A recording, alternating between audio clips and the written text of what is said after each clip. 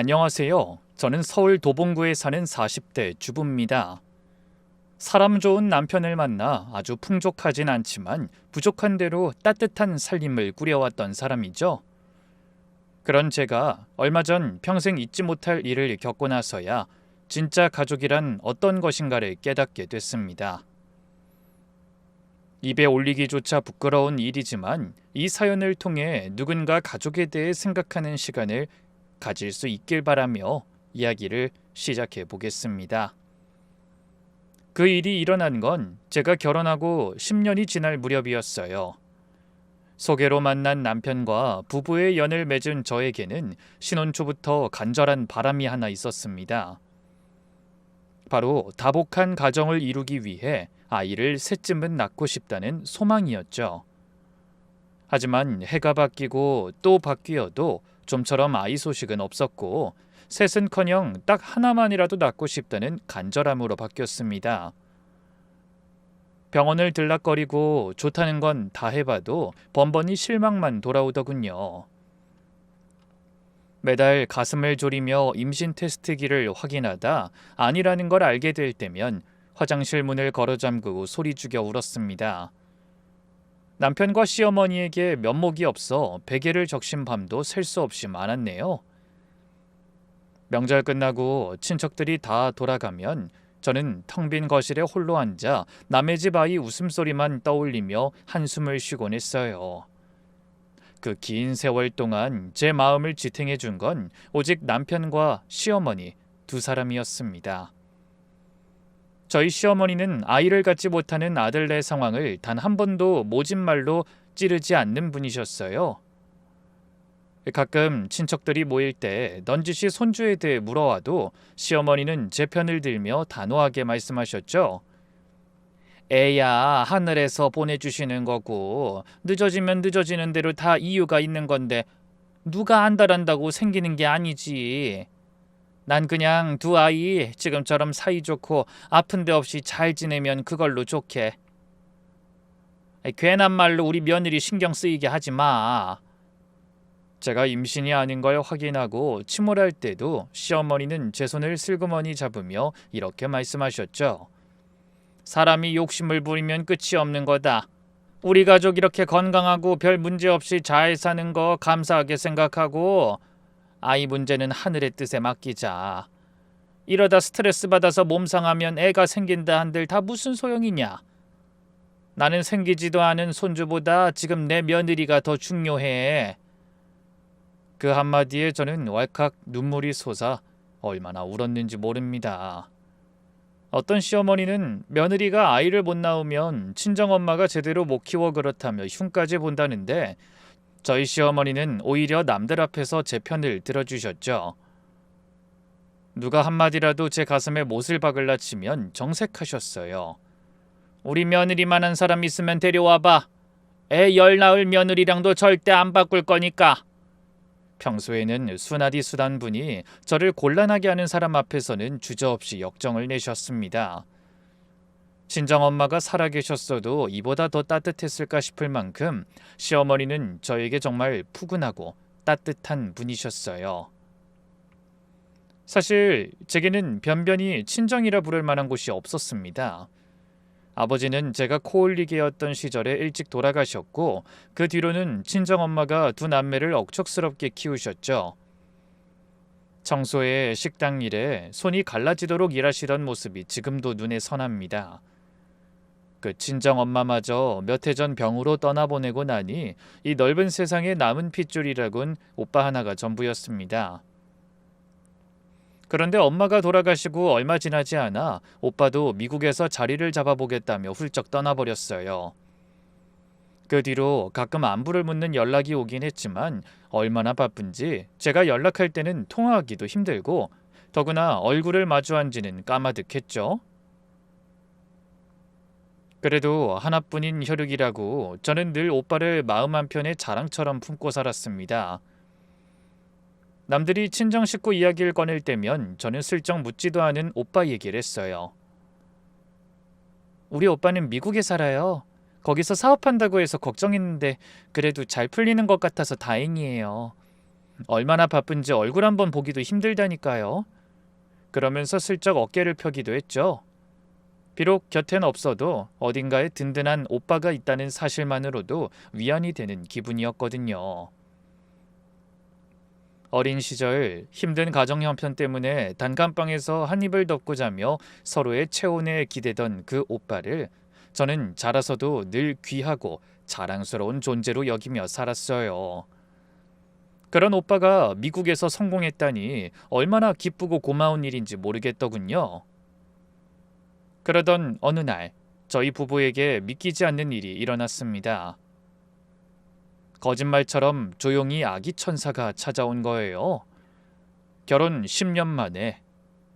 솔직히 이세는 포기해야 하나 심각하게 고민하던 그 시점에 기적 같은 사실을 확인하게 된 겁니다. 병원에서 임신을 확인하던 날, 저는 진료실을 나서며 다리에 힘이 풀려 한참을 복도 의자에 주저앉아 있었습니다. 손이 떨려 휴대폰을 제대로 쥐지도 못하겠더라고요. 그래서 어떻게 돌아왔는지도 모르게 집에 돌아와 불도 안 켠 채 멍하니 남편을 기다렸어요. 퇴근에 들어오던 남편은 불 꺼진 집안에 제가 혼자 우두커니 앉아있는 모습을 보고 깜짝 놀랐죠. 여보, 집에 있었어? 근데 불도 안 켜고 왜 그러고 있어? 무슨 일 있어? 전 그런 남편을 향해 눈물을 뚝뚝 흘리며 말했습니다. 자기야, 나 임신했어. 우리한테도 드디어 아기가 생긴 거라고. 뭐라고? 남편은 눈을 동그랗게 뜨고 한동안 아무 말도 하지 못했어요. 그러다 한참 만에야 그 감정 기복 없는 차분한 사람이 제 손을 부여잡고 눈시울을 붉혔습니다. 그게 정말이야? 병원에서 확인한 거 맞아? 저는 격하게 고개를 끄덕이며 대답했죠. 응, 벌써 7주나 됐다나 봐. 나도 아직 안 믿겨. 그 이후로 남편은 퇴근해 오면 저녁 내내 제 곁을 떠나지 못했습니다. 행여 무거운 거라도 들거나 힘든 일이라도 할까봐 저녁상도 자기가 차리고 설거지도 알아서 했어요.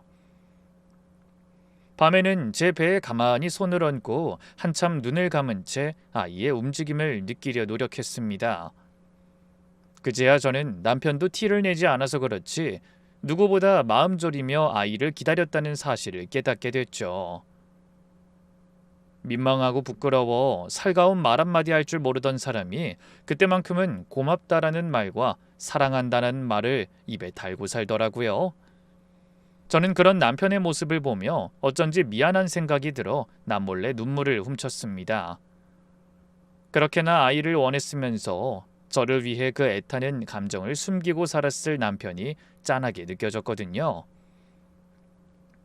시어머니 역시 얼마나 좋아하셨는지 모릅니다. 아들이 결혼한 지 10년 만에 손주를 본다는 기쁨에 그 단정하던 어른이 어린아이처럼 들떠 어쩔 줄을 모르셨어요. 그러고는 다음 날부터 임산부에게 좋다는 음식을 한 보따리씩 싸들고 오셨습니다. 아가, 몸 조심해라. 이제 넌 혼자 몸이 아니야. 뭐든 무리하지 말고 먹고 싶은 거 있으면 나한테 다 말하고. 알겠니? 저는 수줍게 웃으며 감사하다고 인사드렸죠. 제 임신 소식이 전해진 후 온 집안에 활기가 넘치고 웃음꽃이 피었습니다. 저는 그제야 비로소 며느리로서 해야 할 몫을 해낸 것 같아 마음이 뿌듯하고 벅찼어요. 동시에 오래도록 가슴 한구석을 짓누르던 죄스러움도 봄눈 녹듯 사라지는 것 같았죠. 명절에 만나는 집안 어른마다 손을 잡으며 기쁨을 함께 해주셨고 그때마다 부끄러운 듯 고개를 숙이면서도 속으론 하늘을 날 것만 같은 기분을 느꼈습니다. 헌데 그 무렵 기쁜 소식이 하나 더 들려왔어요. 미국에 있던 하나뿐인 오빠가 한국에 들어온다는 겁니다. 오빠가 사업차 큰맘 먹고 귀국했는데 동생이 기다리던 아이를 가졌다는 소식을 듣고 부부가 함께 만사를 제쳐두고 달려왔더라고요. 저는 고마움과 반가움에 눈시울을 붉히며 오빠를 맞았어요. 오랜만에 마주한 오빠는 풍채도 좋아지고 입성도 번듯해 한눈에 봐도 성공한 사업가라는 인상을 줬습니다. 올케 역시 곱게 차려입고 온몸에 값비싸 보이는 물건을 두르고 있었어요. 두 사람에게서 전에는 볼 수 없었던 여유로운 분위기가 풍겨오는 것 같았습니다. 오빠는 빙긋이 웃으며 제 손을 잡고 인사했어요. 우리 막내 고생 끝에 낙이 왔구나. 이 오빠가 얼마나 기뻤으면 이렇게 바쁜 일 다 미뤄두고 너한테 먼저 달려왔겠어. 나 지금 거래처 만남도 다 미루고 온 거야. 올케도 그 곁에서 눈물을 찍어내며 한마디 했습니다. 이제야 이이도 한시름 놓겠네요. 솔직히 그동안 아가씨 걱정에 한숨이 이만저만이 아니었어요. 일이 바빠서 한국에 나올 순 없지만 항상 하나뿐인 동생 걱정에 얼마나 속을 끓였는지 몰라요. 정말 축하해요, 아가씨. 그러면서 저를 끌어안고 등을 토닥여줬죠. 오빠가 세상에 둘도 없는 동생이라고 얼마나 걱정을 했는지 안 봐도 알 것 같았어요. 그런 오빠의 마음이 고마워서 저도 모르게 코끝이 시큰해졌습니다. 그맘때 전 정말 행복했어요. 뱃속에는 그토록 바라던 아이가 자라고 있고 보고 싶던 오빠까지 번듯한 모습으로 돌아와 제 손을 잡아주니 세상에 부러울 것 없는 사람이 된 기분이었습니다. 게다가 오빠 내외의 손에는 우리 가족에게 줄 선물이 한가득 들려 있었어요. 양손은 물론이고 차 트렁크에도 큼직한 선물 꾸러미가 가득 실려 있었죠. 오빠는 신이 난 목소리로 선물을 설명하기 시작했어요. 이건 사돈 어른 드릴 거고 이건 너희들 선물이야. 어머, 오빠 뭘 이렇게 많이 사왔어. 그냥 와도 되는데. 이게 얼마 만에 만나는 건데 빈손으로 온다는 게 말이 되니? 더구나 내 동생이 이렇게 좋은 남편 만나 행복하게 사는데 내가 당연히 오빠 노릇 한번 해야지. 그러더니 그 길로 시댁에 인사를 가겠다고 했습니다. 외로운 동생을 거둬준 시어머니께 꼭 인사를 드리고 싶다고 하더군요. 막내야, 실은 오빠 미국으로 떠날 때 마음이 정말 무거웠어. 엄마 돌아가신 지 얼마 되지도 않았는데 너만 여기 덜렁 남겨두고 가는 기분이었거든. 근데 시어른이 잘해주신다는 말을 듣고 얼마나 감사했는지 몰라. 부모도 없고 든든한 처가 식구도 없다고 혹시나 천덕꾸러기 취급받지 않을까 걱정했는데 너무 감사한 일이야. 이제 사돈 어른이 친부모님이라고 생각하고 효도하면서 살아야 한다. 알았지? 그러고는 저를 앞장세워 시댁으로 향했습니다.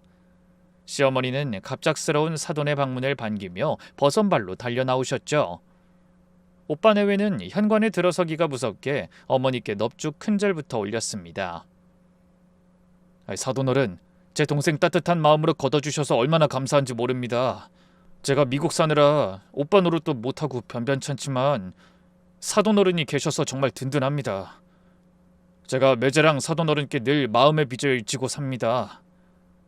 그 말에 시어머니가 손사래를 치며 말씀하셨어요. 아이고 무슨 그런 말씀을. 우리 며느리가 얼마나 똑부러지는지 몰라요. 저렇게 귀한 며느리를 얻게 된 게 천운이죠. 어렵게 시간 내서 온 것 같은데 이렇게 늙으니까지 신경 써주니 정말 고마워요. 그나저나 사업이 잘 된다더니 아주 보기가 좋네요. 돌아가신 안사돈이 이 모습 보면 얼마나 뿌듯하실까 싶어요. 시어머니는 오빠 내외를 위해 손수 정성껏 저녁상을 차려주셨어요. 오랜만에 맛깔난 한식을 대접받아서 그런지 오빠와 올케 언니가 정신없이 음식을 먹었죠. 그런 모습을 보며 저와 시어머니는 흐뭇하게 웃었습니다. 그런 뒤 온 가족이 마주 앉아 이야기꽃을 피웠어요. 오빠는 미국에서 부동산 사업으로 제법 재미를 봤다는 이야기를 술술 풀어놓더군요. 어느 도시에 건물을 올렸고 어떤 땅이 몇 배로 뛰었다는 등 듣고 있자니 정말 대단한 사람이 다 됐구나 싶었습니다. 시어머니도 흥이 나셨는지 묻지도 않은 집안 사정을 하나둘 털어놓으셨어요. 우리 영감이 몇 해 전에 먼저 갔는데 그래도 보험 하나는 야무지게 들어놓고 갔지. 그 덕에 나이 들어도 자식들한테 손 벌리고 살 일은 없다오. 가진 것 아껴가며 살다 나중에 우리 손주 자라면 용돈도 주고 학원비도 보태주고 해야지. 그 말씀에 오빠가 웃으며 맞장구를 쳐드렸습니다. 아이고 나이 들어 자식들한테 기대지 않고 살아도 된다는 거 참 복 받으신 겁니다. 이제 손주 태어나면 그 재롱 보면서 남부러울 것 없이 사시겠네요. 그러게 말입니다. 내 늙음하게 이런 복이 올 줄 몰랐네요. 그렇게 이야기가 이어질수록 웃음소리가 점점 커졌죠. 곁에 앉은 올케도 상냥하게 중간중간 대화의 흐름이 매끄럽게 이어지도록 거들었습니다. 시어머니가 무릎이 시리다고 하시니 다음에 좋은 약을 보내드리겠다며 마치 오래 만나온 사람처럼 친근한 말을 건네고 어머니를 챙겼습니다. 시어머니는 그런 사돈내외를 흐뭇하게 미소 띤 얼굴로 배웅한 뒤 제 손을 잡으며 말씀하셨어요. 내가 예전에도 느꼈지만 사돈은 참 사람이 좋아. 너희 올케도 현명한 것 같고 그래서 그 먼 외국에서도 사업에 성공한 게 아닌가 싶구나. 저는 그날 밤 오랜만에 단잠을 잤습니다. 하나뿐인 오빠가 든든한 울타리가 되어주고 시부모님과도 잘 지내주니 마음이 평화롭고 행복하기만 했어요. 그래서 그 평화가 온전히 오래도록 제 곁에 머물러 줄 거라고 생각했습니다. 하지만 오빠 내외가 다녀가고 두어 달쯤 지난 무렵부터 평온하던 나날이 조금씩 삐걱거리는 게 느껴지기 시작했어요. 처음엔 그저 제 기분 탓이려니 했습니다. 그런데 어느 날부터인가 남편의 표정이 눈에 띄게 어두워지더군요. 원래 그맘때 남편은 퇴근에 돌아오면 늘 제 배부터 쓰다듬으며 뱃속 아기에게 인사했어요. 우리 꼬물이 오늘도 엄마랑 잘 놀았어? 하지만 언젠가부터 현관에 들어서기 무섭게 휴대폰을 들여다보며 한숨부터 내쉬는 일이 잦아졌습니다. 입맛을 잃었는지 좋아하던 반찬에도 손을 대지 않고 텔레비전을 켜놓고도 넋이 나간 사람처럼 허공만 바라보기 일쑤였죠. 제가 말을 걸어도 두세 번은 불러야 겨우 돌아볼 정도였습니다. 사람이 하도 이상하니 걱정이 되긴 했지만 처음엔 회사 일이 고된가 보다 생각하며 지켜보기로 했어요. 그런데 시간이 흘러도 나아질 기미가 보이질 않으니 그냥 계속 기다리기만 할 일이 아닌 것 같다는 생각이 들었죠. 그날도 남편이 저녁을 먹는 둥 마는 둥 밥알만 새고 있길래 참다 못한 제가 물었습니다. 자기야, 무슨 일 있어? 요즘 왜 그렇게 정신이 없는 것 같아? 회사에서 무슨 안 좋은 일이라도 생긴 거야? 그러자 남편은 황급히 표정을 고치며 손사래를 치더군요. 아니야, 일은 무슨 아무 일도 없어. 그냥 좀 피곤해서 그래. 당신은 그런 거 신경 쓰지 말고 몸이나 잘 챙겨. 말은 그렇게 해도 밤이면 잠을 이루지 못하고 베란다에 나가 한참을 서 있는 날이 점점 늘어갔어요. 하루 종일 일하고 들어온 사람이 잠들지 못하고 어둠 속에서 멍하니 창밖만 내다보고 있는 뒷모습을 보면 가슴이 철렁 내려앉았습니다. 헌데 이상한 일은 그뿐만이 아니었어요. 알 수 없는 불안감을 안고 지내던 어느 날 퇴근한 남편의 겉옷을 정리하다가 낯선 우편물을 발견했습니다. 겉봉에 빨간 글씨로 큼지막하게 본인만 확인하라고 쓰여 있는 게 한눈에 봐도 예사 우편물은 아닌 것 같더라고요. 제가 무심코 그 봉투를 들고 나와 읽어보려던 찰나 욕실에서 나온 남편이 다가오더니 재빨리 봉투를 낚아채며 거칠게 소리쳤어요. 그거 이리 줘! 평소에 저에게 싫은 소리 한 번 안 하던 사람이 갑자기 언성을 높이니 당황스럽더군요. 저는 깜짝 놀라 그 자리에 그대로 굳어버렸어요. 자기 왜 그래? 그게 뭔데? 남편은 자기도 모르게 소리를 질러놓고 걱정이 되는지 어쩔 줄 모르며 난처한 표정으로 대답했습니다. 미안해. 놀란 거 아니지? 회사 관련 서류인데 별거 아니야. 회사 서류를 왜 집으로 가져왔어? 그리고 아무리 회사 서류라도 내가 좀 보면 큰일 나는 거야?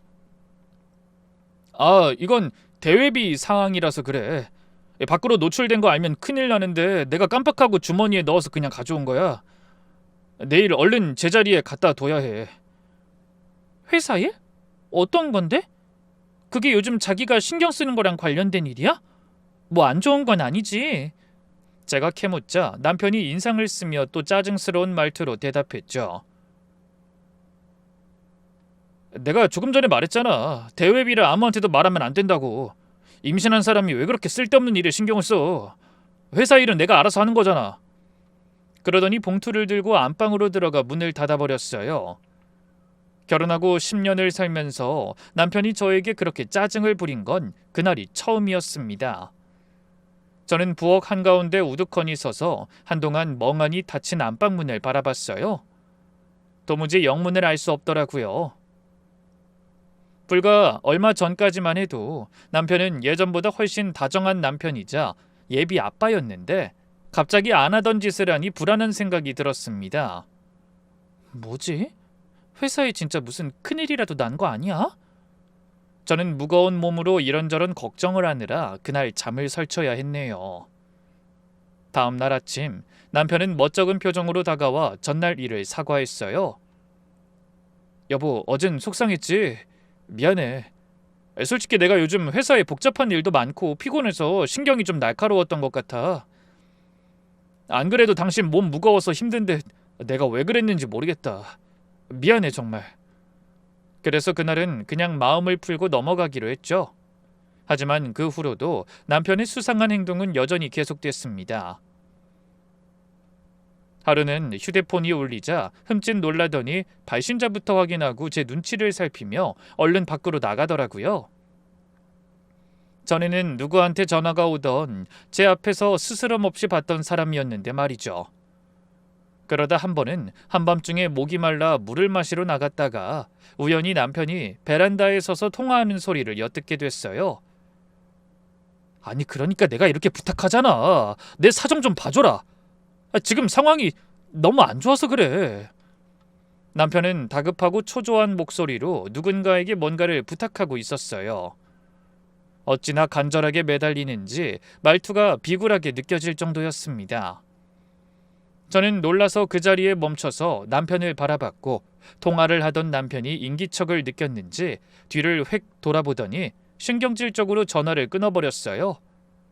그러더니 또 인상을 쓰며 차가운 말투로 말했습니다. 당신은 이 밤중에 왜 또 안 자고 나왔어?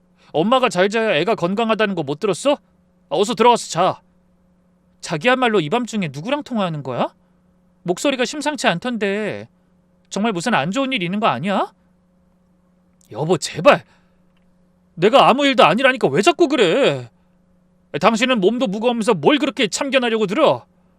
내가 다 알아서 한다고. 저는 답답한 마음에 뭐라도 더 묻고 싶었습니다. 하지만 행여 남편과 말다툼이라도 하게 되면 그 스트레스가 아이에게 안 좋을까봐 입을 다물 수밖에 없었어요. 남편은 이내 미안한 표정으로 또 저를 달래려 했죠. 여보, 내가 요즘 그 일 때문에 예민해져서 그런다고 했잖아. 제발 아무것도 묻지 말고 좀 기다려줘. 내가 다 알아서 해결할 수 있는 일이라서 그래. 당신한테 괜히 회사 일로 신경 쓰게 하고 싶지 않은 내 마음 좀 이해해줘. 그래서 저는 그날도 억지로 고개를 끄덕이고 오지 않는 잠을 청해야 했습니다. 그렇게 가슴앓이 하던 차에 이번엔 남편이 자꾸만 시어머니와 둘이서만 무언가를 의논하는 모습도 포착하게 됐어요. 원래 어머니는 무슨 일이 있으면 제일 먼저 저를 찾는 분이셨습니다. 일하느라 바쁜 아들보다 제가 더 편하다며 남편에게 먼저 연락하기 전에 늘 저에게 전화를 거셨죠. 집안일에 대해 상의할 때도 김치를 담가도 반찬을 해도 꼭 저부터 찾는 분이셨어요. 그런데 언제부턴가 저만 쏙 빼놓고 남편하고만 밖에서 따로 만나시는 날이 늘어가는 것 같았습니다.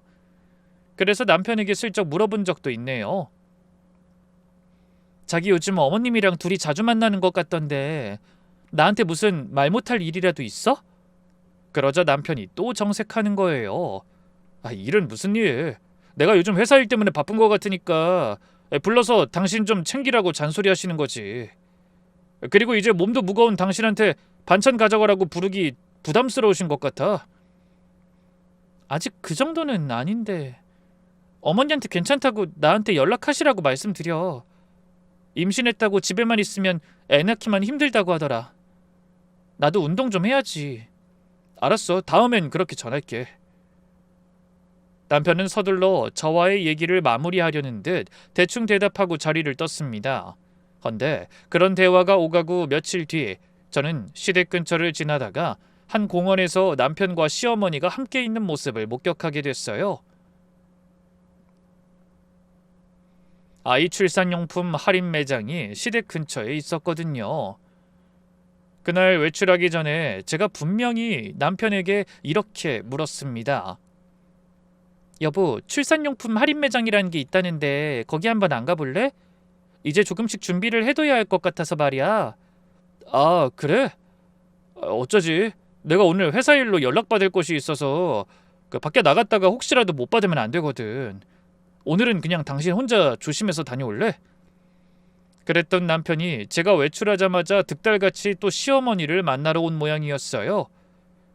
두 사람은 무슨 심각한 이야기를 나누는지 공원을 오가는 사람들이 많아도 신경 쓰지 않고 대화에만 집중했습니다. 그러다 갑자기 시어머니가 손수건을 꺼내 연신 눈가를 찍어내시는 모습이 보이더라고요. 남편은 그런 시어머니를 바라보며 허공을 향해 한숨을 쉬었죠. 대체 무슨 말 못할 사연이 있길래 모자가 몰래 만나 눈물바람까지 하는지 저는 속이 너무나 답답했습니다. 집에 돌아와서도 그 장면이 자꾸만 눈앞에 어른거려 집안일이 손에 잡히지 않더라고요. 분명히 남편과 시어머니가 저만 빼놓고 쉬쉬하는 그 무언가가 있는 것 같은데 도무지 그게 무슨 문제인지 알 길이 없었어요. 그날부터 저는 밤마다 잠을 설쳤습니다. 온갖 불길한 생각이 꼬리에 꼬리를 물고 떠오르더군요. 이게 무슨 일이지? 혹시 그이가 밖에서 여자 문제로 실수라도 한 거 아니야? 그래서 나한테는 말도 못하고 괜히 회사 일 핑계대면서 전전긍긍하는 거 아닐까? 아니면 혹시 말로만 듣던 도박? 그런 생각이 들자 전 입술이 바짝 마를 정도로 긴장이 되고 하루하루를 버텨내는 게 지옥 같다는 생각까지 들었습니다. 그맘때부터는 시어머니에게서도 부쩍 연락이 줄었어요. 늘 제가 밥은 잘 먹고 있는지 아이는 잘 크는지 연락을 해오시던 분이셨거든요. 몇 날 며칠을 고민하다 보니 얼굴은 헬쑥하게 야위고 눈밑은 거뭇하게 그늘이 져버렸어요. 거울로 망가진 제 얼굴을 보고 있으려니 그토록 바라던 아이를 품고도 마음껏 웃지 못하는 제 처지가 서글퍼 자꾸만 눈물이 났습니다. 한 번은 너무 답답한 마음에 남편이 화장실에 간 사이 몰래 남편이 놓고 간 휴대폰을 들여다볼까 하는 못된 생각까지 했네요. 평생 남편을 의심해 본 적 없던 제가 그런 마음을 먹었다는 게 스스로도 너무 비참하더라고요. 차마 실행에 옮기진 못하고 손을 거두긴 했지만 그날 밤 저는 이불 속에서 한참을 소리 죽여 울어야 했습니다. 가뜩이나 임신하면 호르몬 변화로 감정 기복이 심하다는데 그때 저는 시어머니도 남편도 영 남이 된 것처럼 대면대면하게 느껴져 마음이 더 힘들었어요. 도대체 이 모자가 나한테 왜 이러는 걸까?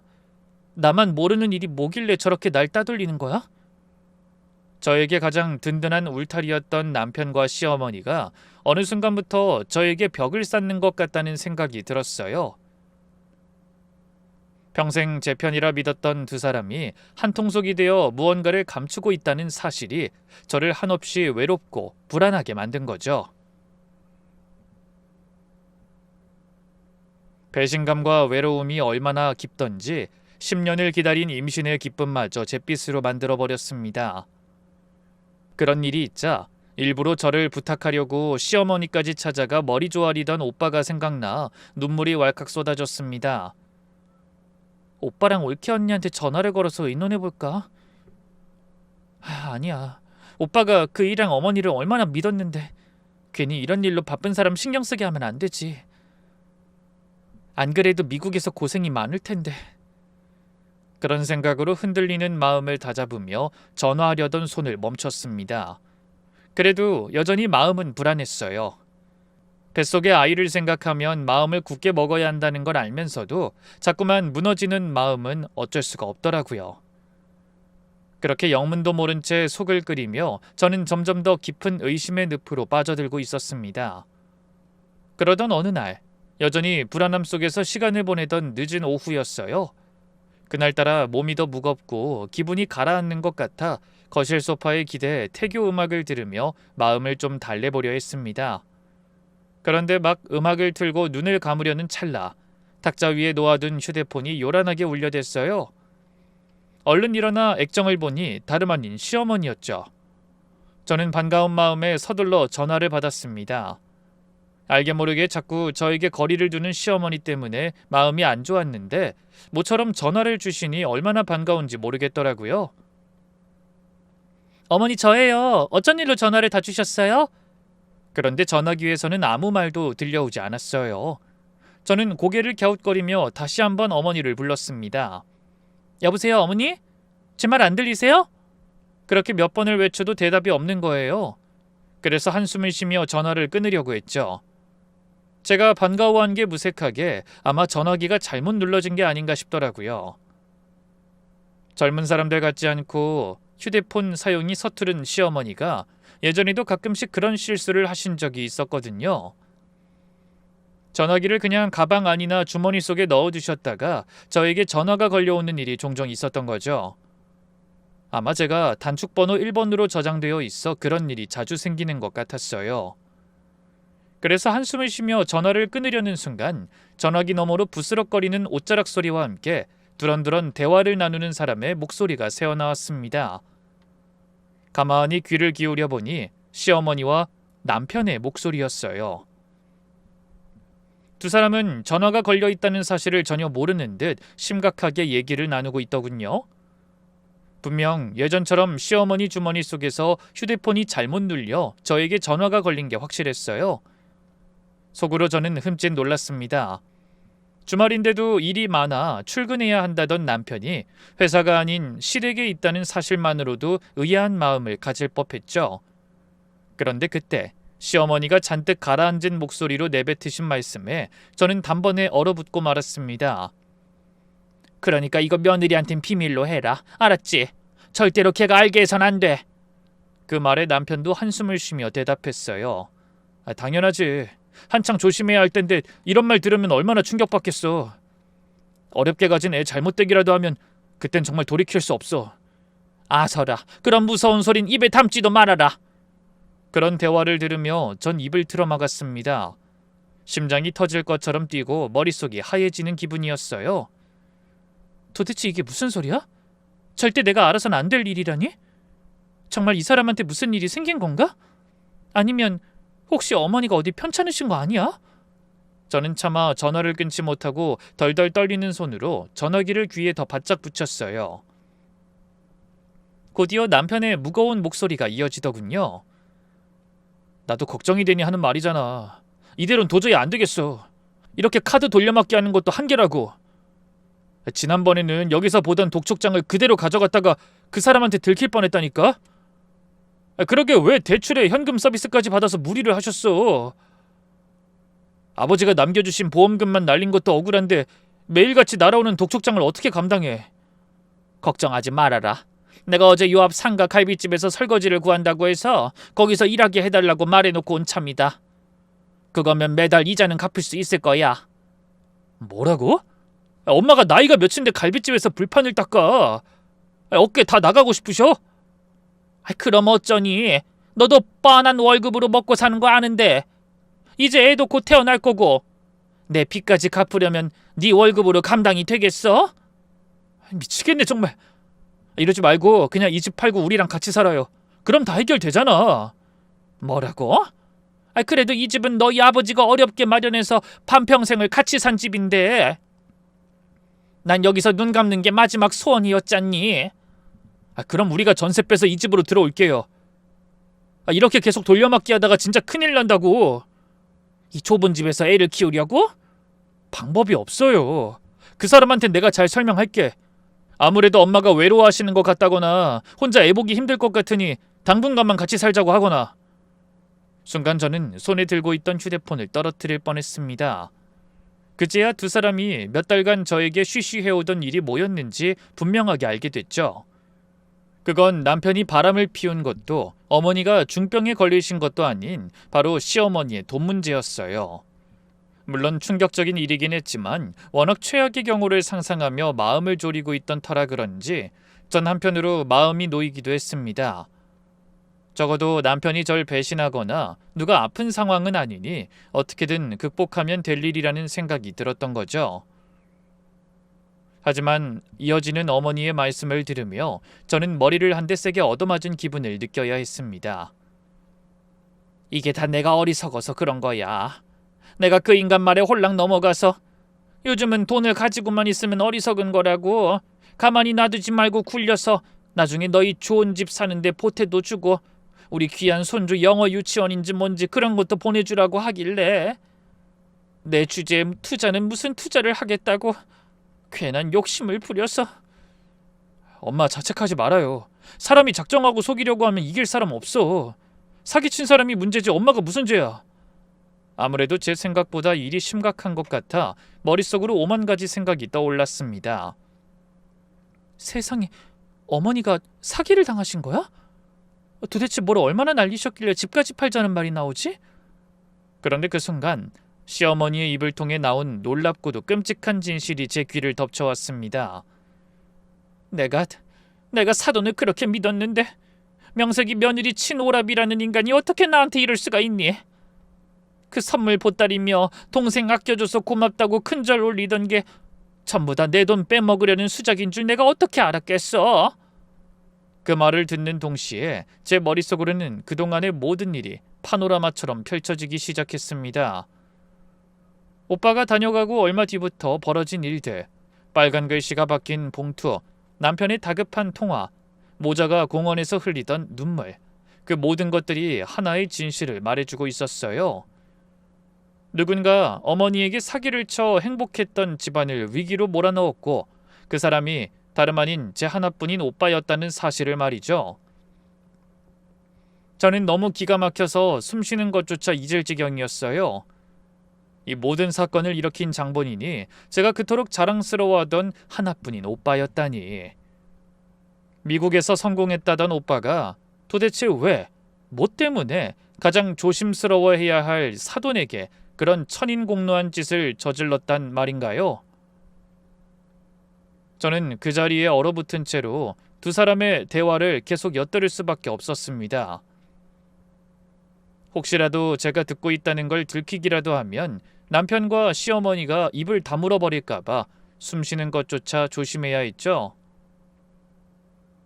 남편은 억울함에 몸서리치는 목소리로 말했어요. 형님이 처음부터 엄마 노후 자금을 노리고 접근한 거야. 그날 우리 집에 와서 선물 안기고 살갑게 군 것도 다 엄마한테 빼먹을 게 있는지 확인하려고 그런 게 틀림없어. 근데 아버지 보험금 얘기 들었으니 얼씨구나 했겠지. 어떻게 사람이 자기 동생을, 그것도 딱 하나뿐인 혈육을 미끼로 쓸 수가 있니? 우리가 임신한 애 놀랄까봐 차마 모진 소리 못할 거라는 걸 알고 일부러 그걸 노린 거 아니냐? 내가 아무리 사람 무섭다는 소린 많이 들어봤지만 설마 생판 남도 아니고 사돈한테 이런 일을 당할 줄은 몰랐다. 시어머니는 끝내 흐느끼기 시작하셨습니다. 그 울음소리를 듣는 저는 심장이 갈갈이 찢기는 기분이었어요.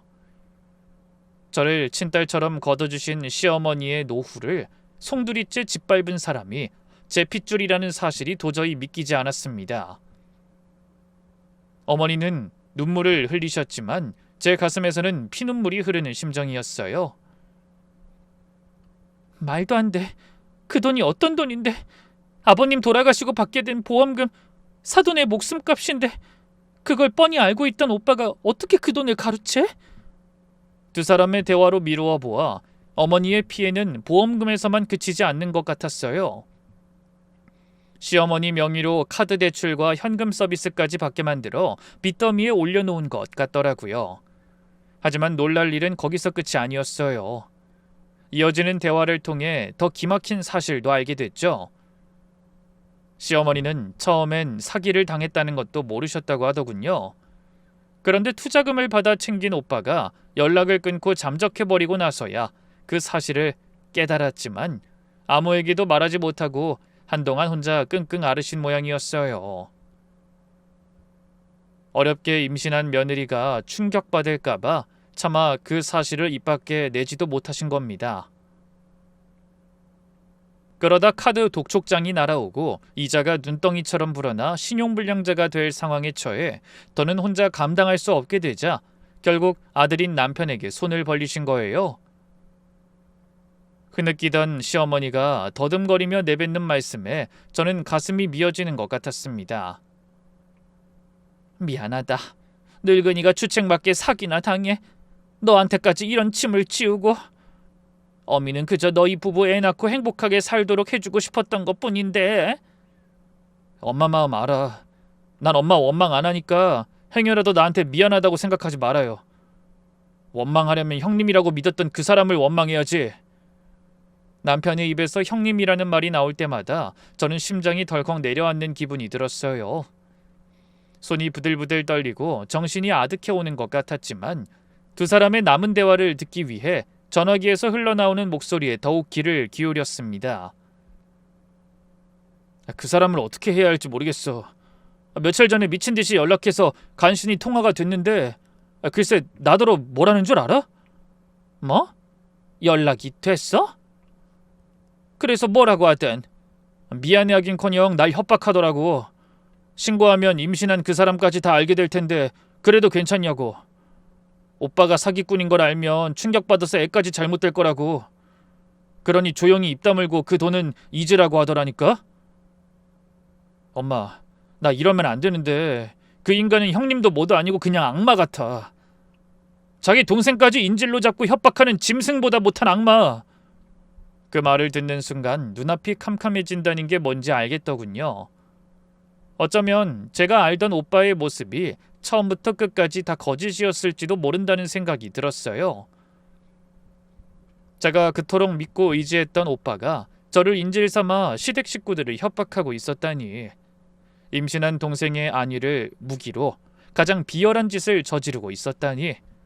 그제야 저는 남편과 시어머니가 왜 그렇게 저를 피하고 둘만 만나고 다녔는지 그 모든 것이 이해됐습니다.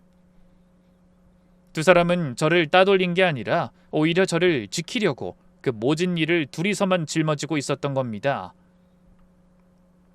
그러면서도 혹시나 제가 충격을 받을까봐 전전긍긍 눈치를 봤던 거죠. 저는 떨리는 손으로 조용히 전화기의 종료 버튼을 눌렀습니다. 그리고 차오르는 눈물을 닦으며 두 손으로 배를 감쌌어요. 온몸이 사시나무처럼 떨렸지만 이상하게도 머릿속만은 점점 선명해지며 그 순간 제가 뭘 해야 할지 분명하게 느껴졌어요. 슬픔보다 더 큰 분노가 제 안에서 도끼를 품고 자라났습니다. 그래, 내가 이 사실을 알았는데 도저히 그냥 있을 순 없어. 나 때문에 온 가족이 빚에 시달리면서 죄인처럼 살아가는 꼴을 모른 척할 순 없지. 이제 내가 나서야 해. 저는 친딸처럼 품어준 시어머니와 다정하게 곁을 지켜준 남편이 저와 제 핏줄 때문에 협박당하고 빚더미에 올라앉은 현실에 치가 떨렸습니다. 그런데도 오직 저와 뱃속의 아이를 지키겠다고 입을 꾹 다물고 있었다는 사실에 몸둘 바를 모르겠더라고요. 그래서 저는 결심했습니다. 두 사람이 동생을 아끼는 마음에 감사하긴커녕 그런 마음을 이용해 먹으려 한 오빠를 벌받게 하겠다고요. 비록 그 몹쓸 사기꾼이 제 하나뿐인 오빠라 할지라도, 아니 오히려 오빠이기에 더욱더 제 손으로 죗값을 치르게 해야 한다는 생각이 들었습니다. 하지만 며칠이 지나도록 저는 두 사람에게 제가 그 통화를 들었다는 내색을 하지 않았어요. 섣불리 입을 열었다가는 가뜩이나 절 걱정하는 두 사람이 더 큰 죄책감에 짓눌릴 게 뻔했으니까요. 대신 저는 조용히 마음을 다잡으며 제가 해야 할 일이 무엇인지를 냉정하게 고민하기 시작했어요. 그러는 동안에도 여전히 남편은 잠들지 못하는 밤을 보내며 베란다에서 누군가에게 돈을 빌리느라 사정을 하고 있었죠. 고민이 깊어질수록 제가 해야 할 일이 더욱 선명해지는 것 같았습니다. 그래, 오빠가 도대체 왜 그런 짓을 저질렀는진 모르겠지만 난 내 할 일을 해야 해. 아무리 미국 사정이 좋지 않다고 해도 어떻게 우리 시어머니한테 도저히 그냥 넘어갈 수 없는 일이야. 어떻게든 죄를 낱낱이 밝혀서 어머니한테서 가져간 돈을 토해내게 하고 마땅한 벌을 받게 해야 해. 전 그렇게 저를 사랑으로 보듬어주는 시어머니와 남편을 위해 이를 악물고 혈육에 대한 복수를 다짐했습니다.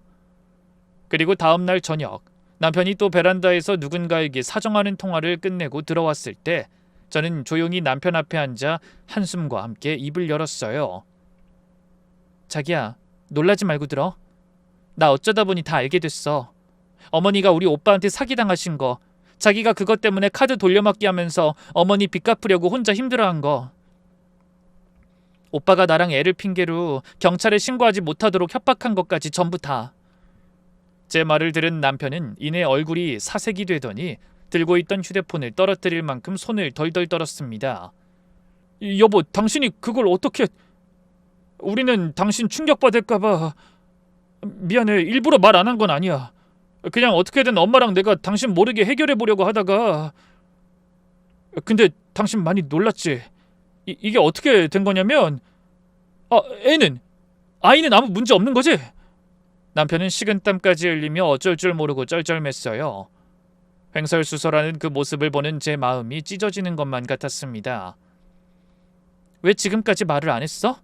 내가 아무리 충격을 받더라도 말했어야지. 어머니 노후자금도 날아가고 빚까지 지게 됐는데 이게 어디 보통 일이야? 제가 울먹이면서 하는 말에 남편이 입술을 깨물며 눈물을 참는 게 보이더군요. 당신한테 이런 일을 어떻게 말해? 만일 알게 됐다가 충격받아서 혹시라도 무슨 일 생기면 난 제정신으로 못 살 것 같았어. 엄마도 마찬가지고. 미안해. 정말 일부러 숨긴 건 아니라는 것만 알아줘. 남편이 안타까운 표정으로 하는 말에 저는 눈물을 닦으며 대답했습니다. 아니야, 미안한 건 나지. 내 핏줄이 어머니한테 우리 집에 그런 짓을 했는데 자기랑 어머니가 정작 나한텐 말도 못하고 그 고생을 했잖아. 내가 정말 미안해서 뭐라고 해야 할지 모르겠어. 그러면서 남편의 손을 꼭 잡으며 다짐하듯 말을 이어갔어요. 어머니한테도 가서 말씀드리자. 어차피 내가 다 알게 됐으니 더는 숨기느라 끙끙 앓지 마시고 신고하자고. 물론 충격받긴 했지만 그런 일로 어렵게 얻은 아이 잃을 만큼 나 그렇게 나약하지 않다는 걸 알려드리고 싶어. 제 말에 잠시 고민하던 남편은 이내 고개를 끄덕이며 시댁에 갈 채비를 했습니다. 그날 밤 나란히 시댁을 찾은 저희를 본 어머니는 깜짝 놀라서 말까지 더듬으셨어요. 아니, 네가 그걸 어떻게... 아가, 몸은 괜찮니? 혹시 어디 안 좋은 건 아니지? 하지만 전 고개를 저으며 또박또박 대답했습니다. 어머니, 보시다시피 전 아주 건강해요. 뱃속 아이도 잘 놀고 있고요. 그러니까 제 걱정 때문에 이대로 주저앉지 마세요. 그런 제 말에 시어머니는 긴장이 풀린 듯 바닥에 털썩 주저앉아 목 놓아 우셨습니다. 아이고, 내가 잘못했다. 다 늙어 무슨 부귀 영화를 보겠다고 그런 말에 속아서 온 집안을 이렇게 쑥대밭으로 만들었는지 모르겠구나. 아가, 미안하다. 내가 정말 미안해. 처음부터 그런 말에 속지만 않았어도 이런 일은 없었을 텐데. 저는 주저앉은 어머니를 일으켜 세우려 애쓰며 입을 열었습니다. 그런 말씀 마세요, 어머니. 작정하고 속인 그 인간이 나쁜 거지 어머니가 뭘 잘못하셨다고 그러세요. 저도 이제 다 알았으니까 우리 같이 해결해요. 하지만 두 사람은 한사코 저를 말렸습니다. 먼저 남편이 무거운 표정으로 입을 열었어요. 여보, 솔직히 나도 처음엔 너무 화가 나서 당장 경찰에 신고하고 싶었어. 막말로 당신 오빠든 뭐든 가만히 두기가 싫더라. 근데 막상 그러려고 하니까 그래도 그 사람이 당신 오빠라는 사실이 마음에 걸렸어. 어쨌든 이 세상에 하나뿐인 당신 핏줄이고 나한테도 명색이 형님인데 내 손으로 감옥에 보내면 두고두고 당신한테 한이 남을 것 같았어. 그러니까 당신도 후회할 선택은 하지 마. 그때 시어머니도 눈물을 닦으며 한마디 거두셨어요. 맞다. 우리가 그것 때문에 이러지도 저러지도 못한 거야. 네 마음에 대못 박힐까봐. 하지만 저는 이내 이를 갈며 고개를 저었습니다. 아니요. 두 분의 마음은 너무나 감사하지만 이건 저를 위한 게 아니에요. 평생을 가족들 뒤통수 친 오빠를 뒀다는 죄책감에 짓눌려 살고 싶진 않아요. 그리고 그 인간 그대로 두면 또 어딘가에서 똑같은 피해자를 만들지도 몰라요. 사돈한테까지 그런 짓을 한 사람이 남한텐 똑같이 못하겠어요? 그러고는 놀라서 눈을 동그랗게 뜨고 바라보는 두 사람을 향해 단호한 목소리로 오랜 고민 끝에 결심한 일을 말했습니다. 어머니, 여보, 잘 들으세요. 그 사람이 이제 제 오빠가 아니에요. 제 가족은 어머니하고 당신, 그리고 앞으로 태어날 제 아이예요. 저를 이용해서 남을 등치고 협박까지 한 사람을 어떻게 오빠라고 생각하겠어요? 두 분이 못하실 것 같으니 신고는 제가 할게요. 지켜만 보세요. 그 결심이 어찌나 야무져 보였는지 두 사람도 감히 저를 말리지 못했습니다. 그래서 다음 날 아침 저는 곧장 경찰서로 찾아가 그동안 있었던 일을 하나도 빠짐없이 진술했어요. 형사님, 저희 시어머니가 분양 투자 사기를 당했습니다. 그런데 사기를 친 사람이 제 친오빠예요. 사돈의 노후 자금을 가로채고 어머니 명의로 카드 대출까지 받게 했어요. 게다가 신고하면 임신한 저한테 다 알리겠다고 제 남편을 협박까지 했고요. 저는 떨리는 손으로 그동안 모아둔 자료를 형사님 앞에 내밀었습니다. 시어머니가 오빠에게 돈을 보낸 송금 내역, 빨간 글씨가 박힌 카드 독촉장들, 그리고 남편과 오빠가 나눈 대화가 자동 녹음되어 있던 파일을 제출했죠. 형사는 제가 가져온 자료를 한참 들여다보더니 고개를 끄덕였습니다. 알겠습니다. 당장 수사 시작하죠. 홀몸도 아니신 것 같은데 큰 결심을 하셨네요. 그런데 수사가 진행되면서 제가 꿈에도 몰랐던 충격적인 진실들이 하나둘 밝혀지기 시작했습니다. 며칠 뒤 저와 남편을 경찰서로 부른 형사가 기겁할 사실을 털어놓더군요. 조사를 좀 해봤는데요. 오빠라는 이 사람은 미국에 산 적이 없습니다. 출입국 기록을 확인해보니 최근 몇 년간 해외에 나간 적이 아예 없어요. 미국에서 부동산 사업을 했다는 것도 전부 거짓이고요. 네? 그럼 오빠가 그동안 국내에 있었으면서 미국에 있었다고 한 건가요? 아니 왜... 여러 차례 사기 전과가 있더군요. 사기죄로 교도소를 들락거리느라 가족과 연락이 어려웠던 걸로 보입니다. 그래서 미국에서 사업한다는 허울 좋은 핑계를 댄 거죠. 그런데 출소한 지 얼마 안 돼서 또 같은 수법으로 범행을 저지른 거예요. 피해자가 어머님 한 분이 아닙니다. 같은 분양 사기로 당한 분들이 여럿이에요. 뭐라고요? 교도소요? 그 말을 듣는 순간 전 한동안 아무 말도 할 수 없었습니다. 오빠가 사업 때문에 바빠서 연락이 안 된다고 믿었던 그 시간 동안 사실은 미국이 아니라 교도소에 있었다니. 대체 어디서부터 어디까지가 오빠의 진짜 모습인지 황당하다 못해 무서운 생각까지 들더라고요. 미국에서 성공했다며 번듯한 겉모습을 뽐내던 것도, 값비싼 선물을 안긴 것도 전부 남을 등쳐먹기 위해 만든 거짓 껍데기였을 뿐이었죠. 제가 자랑스러워하고 의지했던 오빠라는 사람은 처음부터 어디에도 없었던 겁니다. 저는 온몸에서 힘이 다 빠져나간 것처럼 휘청거렸어요. 깜짝 놀란 남편이 얼른 부축해주지 않았다면 그대로 바닥에 주저앉을 판이었습니다. 얼마 후 제 신고에 이어 다른 피해자들의 고소까지 더해지면서 수사는 급물살을 탔어요. 마침내 오빠 내외는 또 다른 사람에게 같은 사기를 치려고 준비하던 중에 경찰에 덜미를 잡혔습니다.